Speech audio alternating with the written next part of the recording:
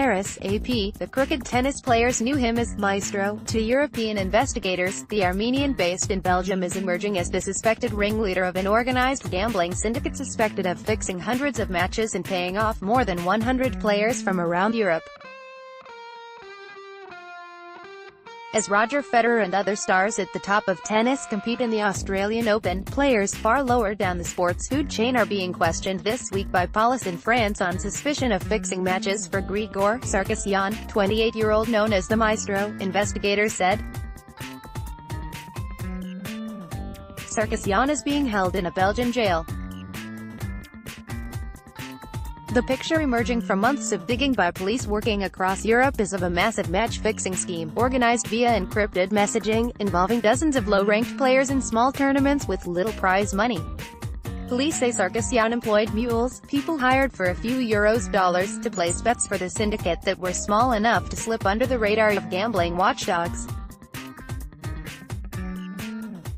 Sources close to the investigation, all speaking on condition of anonymity because they weren't authorized to discuss details publicly, said 4 French players were in police custody on Wednesday and at least one of them told investigators that he fixed around 24 matches for Sarkisyan. They named the players as Jules Okale, 21, Mick Leskier, 25, Yannick Event, 31, and Jerome Inzerillo, 28. None operated in the highest spheres of tennis. The career best singles ranking of any of them was 354, reached by Inzerillo in 2012. The arrests of Okale and Leskier were first reported Wednesday by French sports newspaper L'Équipe. A dozen or more other French players are expected to be questioned in coming weeks.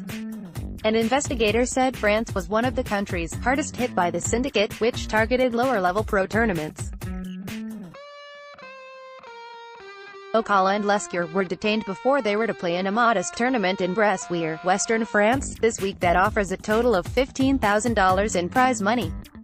Investigators have also questioned players in Belgium, the Netherlands, Germany, Slovakia, and Bulgaria and are looking to question others, including both players and managers, in the United States, Chile and Egypt. In all, more than 100 players are suspected of having worked with the syndicate, fixing matches, sets or games in exchange for payments of €500 to €3,000, $570 to $3,400. The impression we're getting is that it is very commonplace, one official told the Associated Press.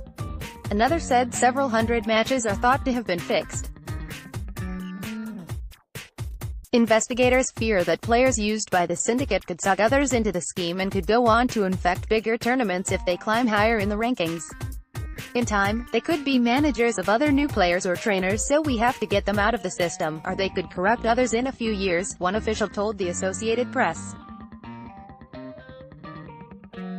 Sarkisyan was swept up in a wave of arrests in Belgium last June and faces organized crime, match fixing, money laundering and forgery charges. A suspected banker for the syndicate also faces money laundering and organized crime charges, while 4 others are being investigated for illegal gambling and finding mules, who are thought to have been paid for placing modest bets for the syndicate on matches that it fixed. Because the bets were small, the risk of detection was almost zero, but the profits could still be considerable if many bets were placed, one official said.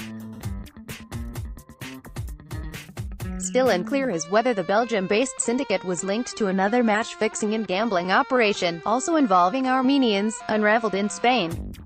Spanish police last week announced that 28 professional tennis players, including one who participated in last year's U.S.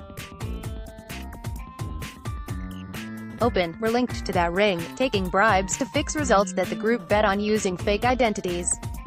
Also see